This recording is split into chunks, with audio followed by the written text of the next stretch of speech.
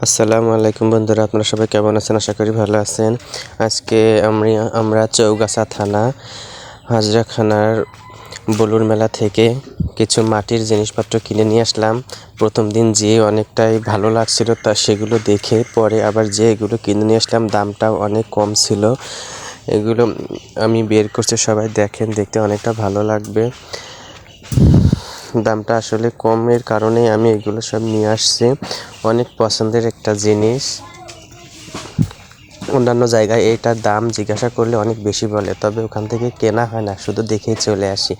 বলুর মেলা থেকে কিনে নিয়ে আসলাম, দামটা অনেক সস্তার কারণে অনেকগুলো জিনিস কিনে নিয়ে আসছি। এখন সবাইকে দেখাচ্ছে, সবাই দেখবেন।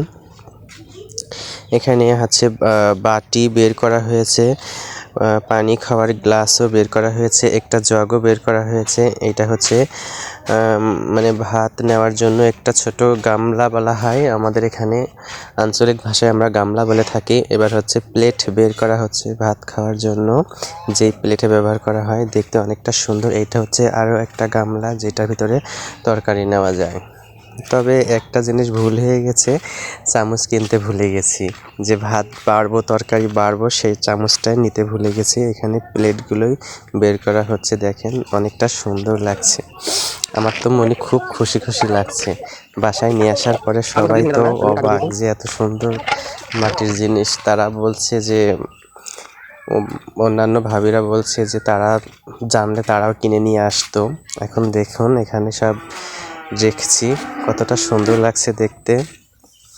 এই দেখার কারণেই, সুন্দরের কারণেই কিনে নিয়ে আসা হয়েছে জিনিসগুলো।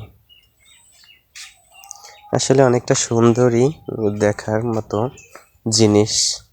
এখন আমি পানির গ্লাসগুলো গুছিয়ে এক জায়গায় রাখছি। যখন মেলা থেকে বাস্তাটা নিয়ে আসছিলাম, অনেকটা ভারী, অনেক কষ্ট হয়েছে নিয়ে আসার জন্য। রাস্তাটাও খুব ভাঙা ছিল, যেখানে লাগলে জিনিসগুলো ভেঙে যাবে। অনেক কেয়ারফুলিভাবে নিয়ে আসা হয়েছে। এখন সবগুলো একসাথে গোছানোর পরে রেখে দেব ঘরে। দেখতেই পাচ্ছেন জিনিসগুলো অনেকটা সুন্দর, আশা করি আপনাদের ভালো লাগবে। দেখুন অনেক সুন্দরভাবে গোছানো হয়েছে।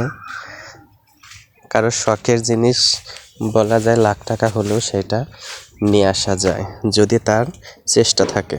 ধন্যবাদ সবাইকে।